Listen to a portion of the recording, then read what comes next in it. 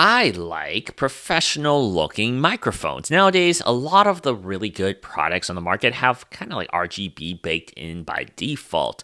A neutral color scheme that can be used for work and gaming situations makes for a versatile partner on a desk. Fifine sent us a unit of the Tank 3 microphone we have right here, and it matches that description to a T, as both an XLR and a USB mic combined into one. This metal constructed microphone looks extremely clean on a boom arm. Does the sound quality exude the same professional results to match the appearance? Well, let's take a look at this right now. I'm Alex from the Subnautics. This is the Fifine Tank 3.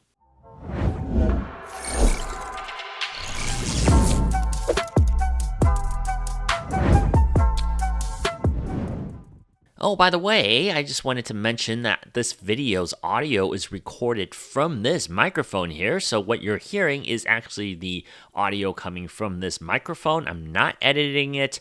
I'm not going to do anything in post-production. There is no sound profile to this. This is straight out of this microphone as it is, the gain set to like 50-60%. So you can be the judge of whether you think this audio is something that you can use to work with in your projects. Like a lot of microphones to come out lately, the Tank 3 has a port for an XLR cable as well as a USB-C slot for connection. This means you can plug the mic into an audio interface or directly into a laptop computer and just record. From my experience with Fifine products, the company does a great job at making the transition from beginner to mid-tier relatively seamlessly. If you pair this with a mixer, it unlocks additional control over the Tank 3 that a USB mic wouldn't lack. No phantom power needed either, by the way. That's not to say that the results coming out of the microphone being plugged in through a USB, though, is bad, because it's not. After exclusively using the Tank 3 for all voice work on our videos for more than like a month now, I'm quite satisfied with the job it's actually done for me. I'm not going to over-exaggerate and claim this is the best thing in the world or better than some of the heavy popular hitters in the segment, but what I will say is that the Tank 3 is unequivocally a quality microphone for this price segment. And before we get too deep into this video, I just want to thank Fifine for sending us a unit of the Tank 3 microphone. They're not going to be watching this prior to publication, and everything I'm saying here is based on my thoughts using this every single day. As a top-down recording dynamic microphone, I did find the plosives to persist here and there. Even though they do have a nice deep capsule case filtering it, it does a decent job of preventing additional sounds, but the shock absorbers to reduce unwanted noise could be better. I would recommend using a pop filter with this Tank 3, which I don't have here. I'm just recording naturally. Playback reviews certain background noises that I normally don't pick up with other microphones I've been using recently with like cardioid pickup patterns like this one. That's not to say that the sound isolation isn't viable here. I just wouldn't prefer to use this particular microphone for every type of recording situation.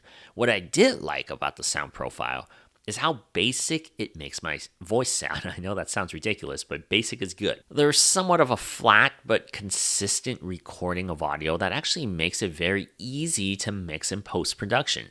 Imagine a neutral or natural vocal setting on an audio mixing program, and that's generally how the Tank 3 picks up my voice by default. The microphone's frequency response is 50 Hz to 16 kHz. Also, the signal-to-noise ratio is apparently greater than 80 dB. These specs are not bottom-of-the-barrel numbers here, and real-life performance coming out of the Tank 3 reflects that. Sound aside, though, I think the physical appearance of the Tank 3 is what sets this microphone apart. It's got some weight behind it thanks to this all-metal design. The frame engulfing this silver capsule is black, thus deploying a really classic contrast that looks terrific in front of the camera here. I do say so myself. It won't take away from the subject in front of the screen, but it has a classy look to it for sure when it's sitting in front of a camera. The layout of the buttons and controls are also basic for users to operate here. The headphone monitoring, volume knob, and gain control are stacked in a column. Then there's a mute button that illuminates to identify whether it's muted or not. The two connection methods and a headphone jack are on the bottom. That's all there is to it. The Tank 3 does come with a base, but it's quite easy to mount onto an arm if that's what you want to do, like I have here. Just to throw this in, because it's also important for mounting, the threads accepted by default on this is 3/8 and 5/8. In my opinion, the appearance and the clean, flat sound profile that can easily be molded makes the Tank 3 ideal for podcasting. When I consider the fact that the retail price of the Fifine Tank 3 is less than $100, I'm more inclined to recommend this on my list, as I do think it outperforms this price tag. I won't go as far as to tell you that I would choose to use this over some of my other more expensive microphones, but I do find the Fifine Tank 3 to cover a lot of what I want to hear recording on my videos and my audio needs without paying for a whole lot. And that definitely impresses me.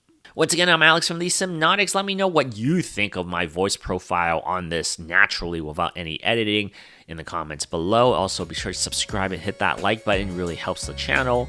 And we'll be back with a lot more other reviews very soon.